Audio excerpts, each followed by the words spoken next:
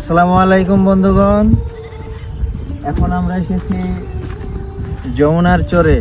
দেখুন কত সুন্দর ভিউ, চতুর্দিকে ফসলের ক্ষেত, যা দেখলে মনটা ভরে যায়।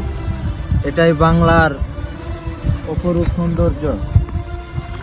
বাংলার প্রাকৃতিক সৌন্দর্যই হচ্ছে এই মাটি, এই ফসলের ক্ষেত, যেগুলা বাঙালির মনে চিরদিন গেঁথে থাকবে।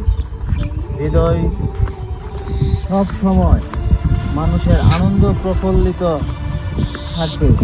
আর এদিকে গোধূলি সূর্য, কত সুন্দর সূর্য দেখা যাচ্ছে, আসলেই মনটা ভরে যায়। যদিও এখানটায় আগে কোনো ঘর বাড়ি ছিল না, নদী থাকার কারণে নদীতে চর পড়ার পর এখন চতুর্দিকে ঘর বাড়ি হয়েছে, অনেক বসত বাড়ি হয়েছে, আরও হবে আমরা আশা করি। কারণ মানুষ এই বসত বাড়ি ভেঙে যাওয়ার কারণে দুঃখে দিন কাটিয়ে মানুষ বিভিন্ন জায়গায় ছিন্ন বিচ্ছিন্ন হয়ে গেছে। তারা হতাশার মুখে। এখন এই চরটা পড়ার কারণে তাদের হয়তো মনে আবার আশার আলো জেগেছে, তারা এখানে আবার বসত বাড়ি করতে পারবে।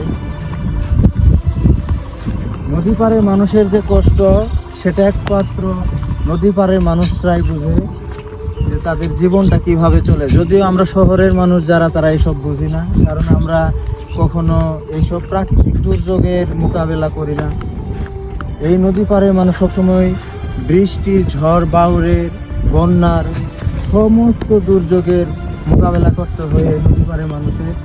আপনারা সকলেই দোয়া করবেন যেন এই নদী পাড়ের মানুষগুলো যেন ভালো থাকে। এরা ফসল ফলাই বিধায় আজ আমরা দেশের অর্থনীতিকে আমরা সমৃদ্ধ করতে পেরেছি।